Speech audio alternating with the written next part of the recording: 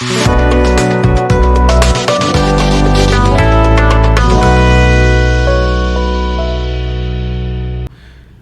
साथियों, दृष्टिद्युम्न IAS में आप सभी का स्वागत है। आज की इस क्लास में हम उत्तर प्रदेश से संबंधित महत्वपूर्ण करंट अफेयर्स को कवर करेंगे। ये करंट अफेयर हम डिस्ट्रिक्ट वाइज कवर करेंगे। हम ये मान के चल रहे हैं कि आपने उत्तर प्रदेश विशेष से संबंधित जितने भी करंट अफेयर्स हैं उनको आपने पढ़ा होगा। हम यहाँ पे एक क्विक रिवीजन के तौर पे उत्तर प्रदेश के सभी महत्वपूर्ण करंट अफेयर्स को कवर करेंगे। तो चलिए इस क्लास की हम शुरुआत करते हैं। शुरुआत हम उत्तर प्रदेश के सबसे उत्तरी ज़िले सहारनपुर से करेंगे। ये सहारनपुर है और यहाँ पे हाल ही में मां शाकंभरी राज्य विश्वविद्यालय का शिलान्यास किया गया है। इसके अलावा सहारनपुर के देवबंद में ATS कमांडो ट्रेनिंग सेंटर का भी शिलान्यास किया गया है। ये दो महत्वपूर्ण बातें सहारनपुर के बारे में थीं। सहारनपुर के बाद आते हैं मेरठ में। ये मेरठ ज़िला है, हम नाम यहीं लिखते चलेंगे। मेरठ ज़िले में मेजर ध्यानचंद विश्वविद्यालय की आधारशिला रखी गई है।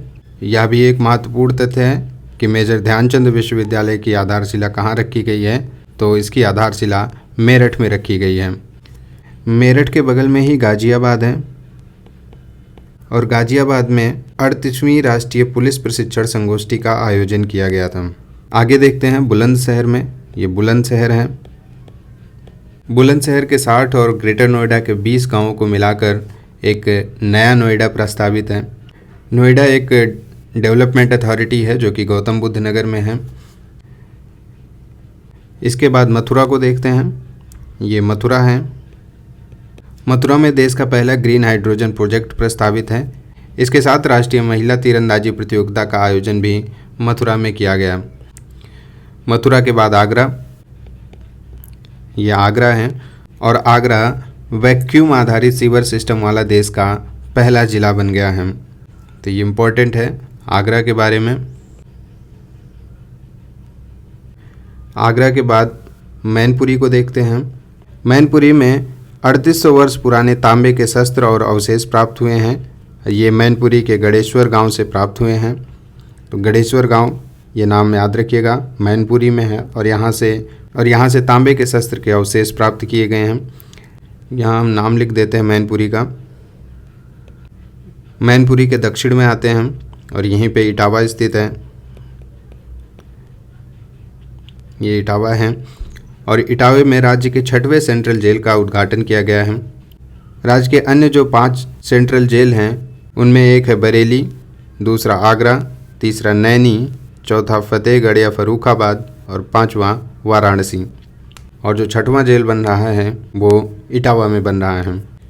इटावा के बगल में है औरैया और औरैया के दिबियापुर में यूपी का पहला तैरता सोलर संयंत्र NTPC के द्वारा लगाया जा रहा है। औरैया के दिबियापुर में यूपी का पहला तैरता सोलर प्लांट लगाया जाएगा, वो भी NTPC के द्वारा। औरैया के बाद झांसी को देखते हैं। ये झांसी ज़िला है। झांसी में इसको थोड़ा सा जूम कर लेते हैं। झांसी में नोएडा की तर्ज पर झांसी बुंदेलखंड औद्योगिक प्राधिकरण जेबीडा प्रस्तावित है। जेबीडा का पूरा नाम है Jhansi Bundelkhand industrial development authority.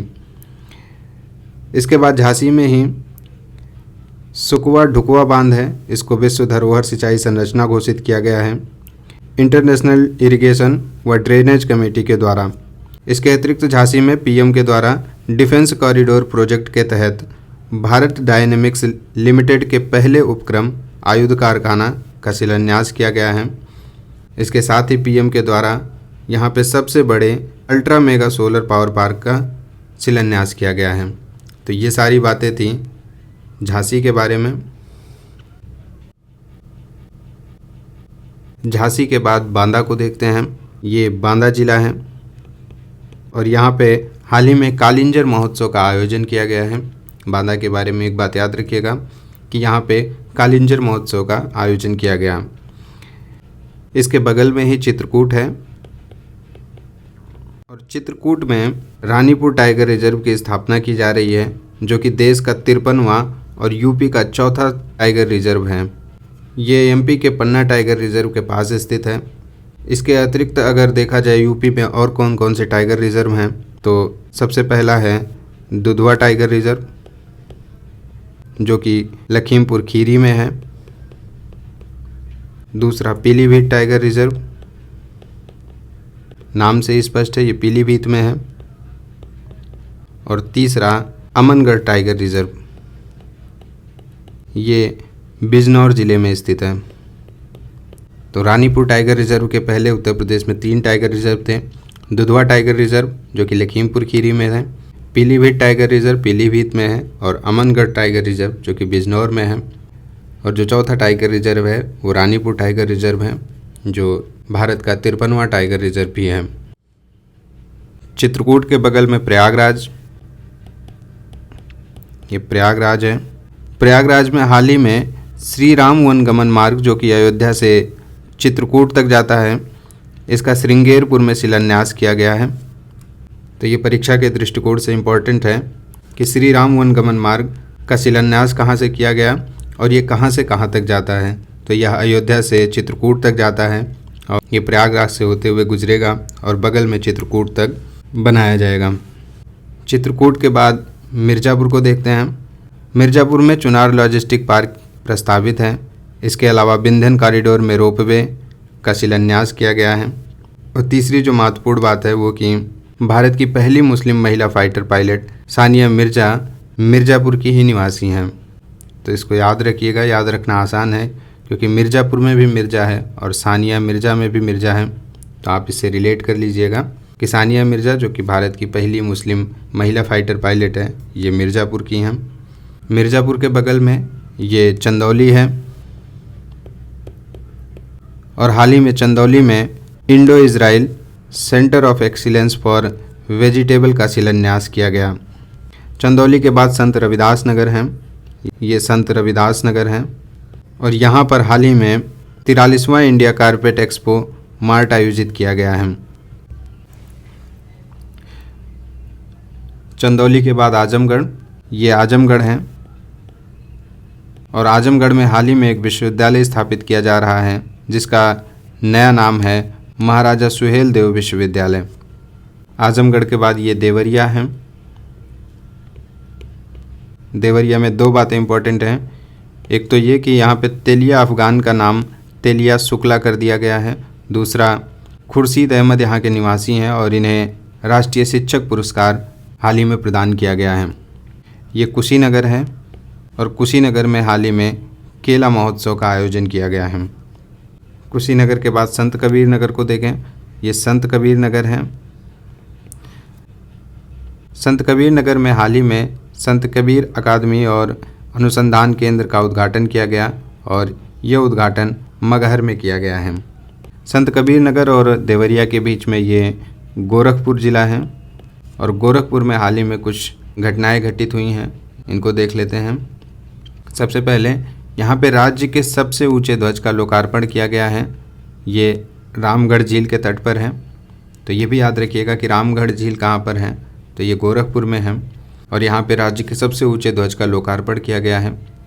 अगर देश का सबसे ऊंचा ध्वज पूछा जाए तो ये अटारी बॉर्डर पर स्थित है। इसके अलावा गोरखपुर में प्लास्टिक पार्क प्रस्तावित है। साथ ही साथ रेशम कृषि मेला का आयोजन भी गोरखपुर में किया गया है और गोरखपुर में राज्य का पहला हेल्थ एटीएम स्थापित किया गया है। इसके अलावा गोरखपुर के मुडेरा बाज़ार का नाम चौरी चौरा बाज़ार कर दिया गया है। ये सारी बातें गोरखपुर के बारे में थी। गोरखपुर के बाद अब हम सिद्धार्थ नगर को देखते हैं। ये सिद्धार्थ नगर है और सिद्धार्थ नगर में काला नमक चावल को प्रोत्साहित करने के लिए जिला प्रशासन को प्रधानमंत्री पुरस्कार 2021 प्रदान किया गया है। ये काला नमक चावल सिद्धार्थ नगर के एक जिला एक उत्पाद के तहत आता है और इसे भगवान बुद्ध का उपहार या सुगंधित काला मोती भी कहा जाता है। हाल ही में काला नमक चावल की 2 किस्मों का सफल परीक्षण किया गया है। ये किस्में हैं पूसा 1638 और दूसरा पूसा 1652। ये दोनों जो किस्में हैं वो काला नमक चावल की हैं। सिद्धार्थनगर के बगल में ये बलरामपुर और बलरामपुर में हाल ही में थारू जनजाति संग्रहालय स्थापित किया गया है, जो राज्य का पहला जनजातीय संग्रहालय है। तो थारू जनजाति संग्रहालय बलरामपुर में स्थापित किया गया है, इसको ध्यान रखिएगा। इसके दक्षिण में ये गोंडा जिला है और गोंडा में एशिया के सबसे बड़े एथेनॉल संयंत्र का शिलान्यास किया गया है, जो कि मैजापुर चीनी मिल में स्थापित किया जा रहा है। वहीं बस्ती में सांसद खेल महाकुंभ 2022-23 का आयोजन किया गया है। ये बस्ती जिला है और बस्ती के बारे में याद रखिएगा कि सांसद खेल महाकुंभ 2022-23 का आयोजन बस्ती में ही किया गया है। बस्ती और गोंडा के बाद अब अयोध्या को देखें। सबसे पहले अयोध्या को सोलर सिटी के रूप में विकसित करने का प्रस्ताव है। इसके अलावा 41वें रामायण मेला का आयोजन भी अयोध्या में किया गया। इसके साथ साथ ही स्टैचू ऑफ डिग्निटी, हिंदी में जिसको मर्यादा की मूर्ति कहा जाता है, इसकी स्थापना भी अयोध्या में की गई और ये जो मूर्ति है वो रामानुजाचार्य जी की है, इसको ध्यान रखिएगा। इसके साथ साथ ही भगवान राम की यहाँ पे प्रतिमा स्थापित की जा रही है, जो कि राम जी की विश्व की सबसे ऊंची प्रतिमा होगी। अयोध्या के बाद अयोध्या मंडल में ही अमेठी ज़िला है। ये अमेठी है। अमेठी में हाल ही में क्लासिन को AK-203 असॉल्ट राइफल का उत्पादन कोरवा आयुध फैक्ट्री में आरंभ किया गया है। इस राइफल का उत्पादन भारत और रूस के संयुक्त प्रयास से हो रहा है। तो कभी पूछा जाए कि AK-203 असॉल्ट राइफल का उत्पादन किस देश की सहायता से किया जा रहा है, तो इसका आंसर होगा रूस की सहायता से किया जा रहा है। इस प्रकार से अब तक हमने उत्तर प्रदेश के लगभग आधे करंट अफेयर्स को कवर कर लिया है। अब बाकी करंट अफेयर्स को देखते हैं। बाकी करंट अफेयर्स में सबसे पहले लखनऊ के बारे में एक फैक्ट याद रखिएगा कि यहाँ पर हाल ही में आम महोत्सव का आयोजन किया गया है। लखनऊ के बारे में हम अगली क्लास में विस्तार से बात करेंगे, क्योंकि लखनऊ से संबंधित कई करंट अफेयर्स हैं, उनको इस क्लास में नहीं कवर कर पाएंगे। इसके लिए एक अलग से क्लास करेंगे, उसमें लखनऊ, वाराणसी, प्रयागराज और गौतम बुद्ध नगर, जो उत्तर प्रदेश के महत्वपूर्ण ज़िले हैं और जहाँ पे कई घटनाएं एक साथ हुई हैं, उनको हम अलग से कवर करेंगे। अभी लखनऊ के बारे में सिर्फ इतना याद रखिए कि यहाँ पे आम महोत्सव का आयोजन किया गया है। लखनऊ के बाद ये हरदोई है और हरदोई में हाल ही में एशिया की सबसे बड़ी मल्टी प्रोडक्ट पेंट फैक्ट्री का उद्घाटन किया गया संडीला में। संडीला जो कि है हरदोई में है।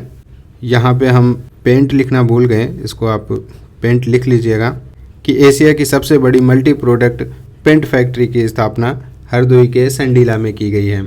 इसके अलावा ये लखनऊ और हरदोई की सीमा पर ये जो क्षेत्र दिख रहा है, यहाँ पर PM mega integrated textile reason and apparel park प्रस्तावित है हरदोई और लखनऊ की सीमा पर। हरदोई के बगल में ही सीतापुर है और सीतापुर तथा हरदोई में नैमिषारण्य धाम तीर्थ विकास परिषद के गठन की घोषणा की गई है। इस तीर्थ विकास परिषद की स्थापना हरदोई और सीतापुर में सम्मिलित रूप से की जाएगी।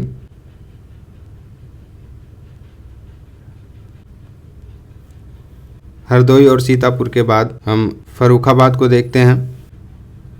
ये फर्रुखाबाद है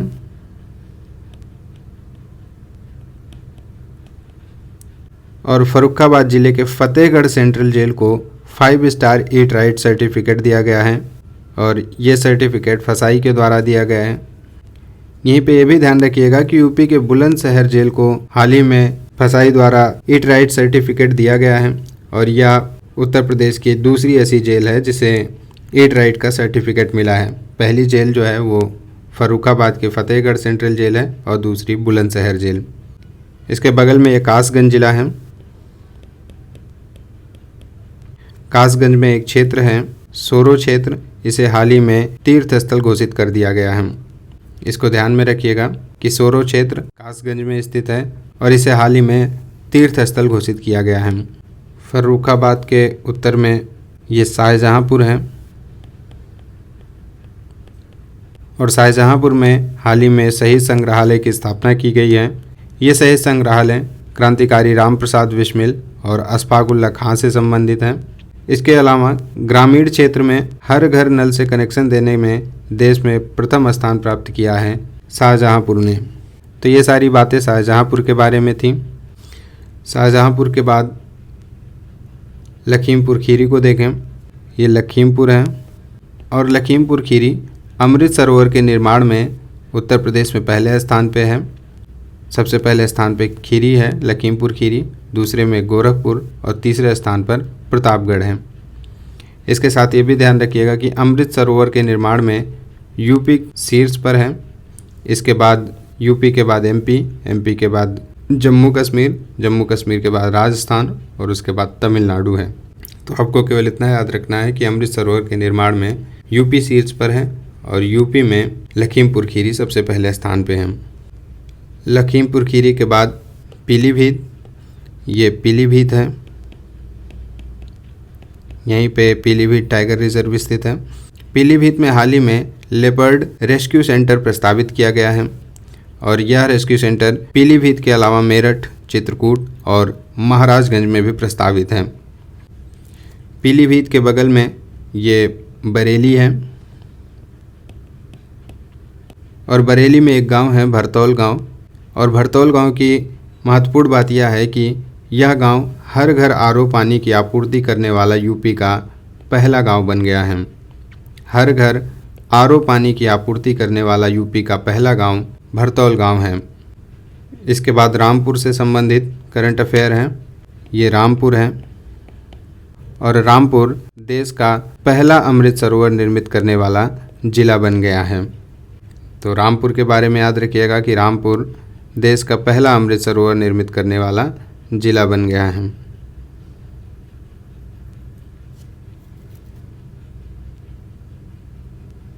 तो ये थे उत्तर प्रदेश के बारे में कुछ महत्वपूर्ण करंट अफेयर जिनकी अभी हमने चर्चा की।